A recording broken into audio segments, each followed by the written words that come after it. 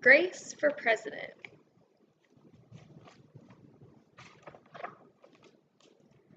One Monday morning in September, Miss Barrington rolled out a big poster with all of the president's pictures on it. Grace Campbell could not believe her eyes. "Where are the girls?"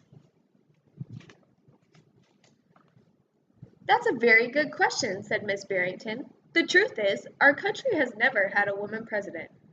"No girl president? Ever?" Grace asked. "No, I'm afraid not," said Miss Barrington.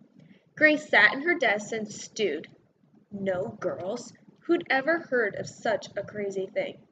Finally, she raised her hand. "Yes, Grace?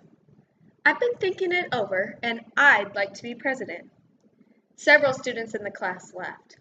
"Well, I think that's a star-spangled idea, Grace," said Miss Barrington. "In fact, we can have our own election right here at Woodrow Wilson Elementary." The snickering in the room stopped. Grace smiled.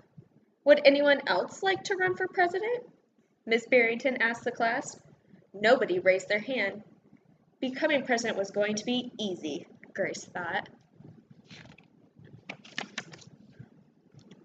The next day, Mrs. Barrington made an announcement. "In the name of democracy, I have invited Mr. Waller's class to join our election. Their class has nominated Thomas Cobb to be their presidential candidate." Grace's heart sank. Thomas was the school spelling bee champion. His experiments always took blue ribbon at the science fair, and he was captain of the soccer team. Becoming president was not going to be easy after all, Grace thought. So how would you feel if you were Grace? Have you ever tried out for anything that was going to be really difficult?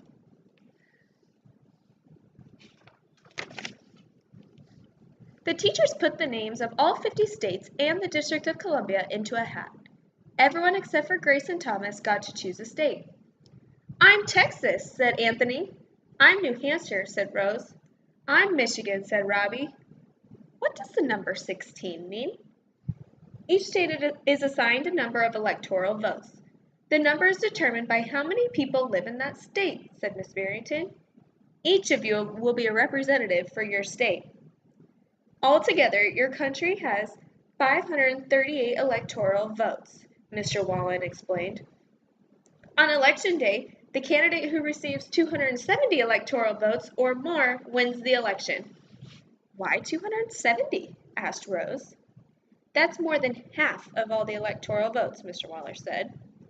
Becoming president really wasn't going to be easy, Grace thought.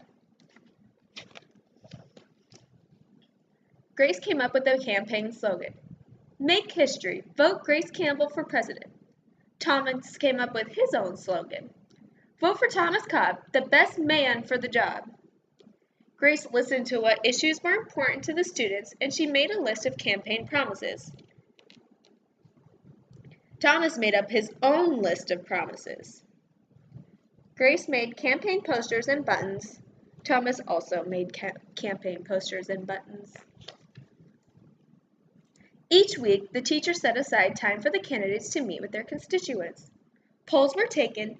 Voters were making their choice. Grace continued to campaign. At recess, she gave speeches. During lunch, she handed out free cupcakes. And after school, she held rallies. Why was Grace doing all of those things? Do you think this will help her win the election? Meanwhile, Thomas wasn't worried. He had very cleverly calculated that the boys held slightly more electoral votes than the girls. At recess, Thomas studied his spelling words. During lunch, he worked on his latest science experiment, and after school, he played soccer. Even before the election, Grace made good on her promises. She joined the safety squad, she organized a school beautification committee, and she volunteered her time in the school cafeteria. In early November, Woodrow Wilson Elementary hosted a special Election Day assembly. Grace and Thomas took their places on stage as the school began to play. Henry was the first representative to approach the microphone.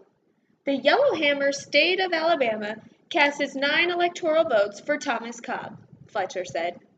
The Last Frontier State of Alaska cast its 3 electoral votes for the best man for the job, Thomas Cobb. Hannah called out. The Grand Canyon State of Arizona cast its 11 electoral votes for Grace Campbell. And so it went. State after state after state cast their electoral votes. The scoreboard in the gymnasium kept track of the totals.